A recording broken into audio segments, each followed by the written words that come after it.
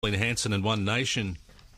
Pauline Hanson, in the last 24 hours, has promised to bring an end, in her words, to the corrupt Aboriginal industry as part of a controversial new policy announcement.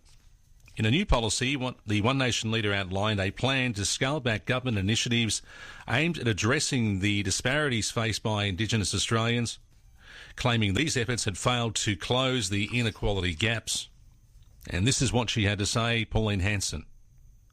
There'll be no treaties, no voices to Parliament, no more native title claims or land transfers to Indigenous corporations.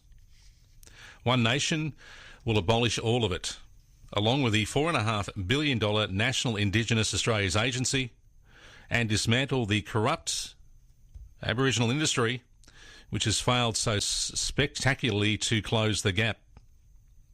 Senator Hanson said, under the policy, taxpayers would no longer fund welcome to country rituals and that Indigenous flags would no longer be considered national flags.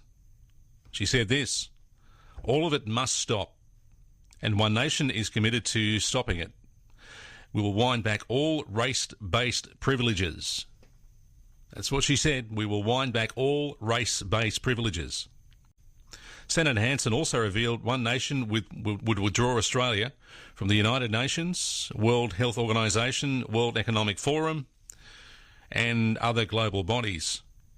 And she also vowed to rein in the National Disability Insurance Scheme, the NDIS funding, and abolish the Department of Climate Change.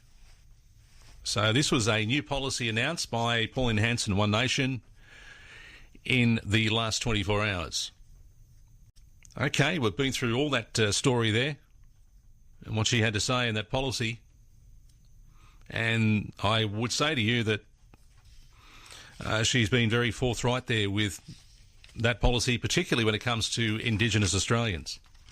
She's had her say there, hasn't she? My question to you is, does One Nation in this country still have credibility?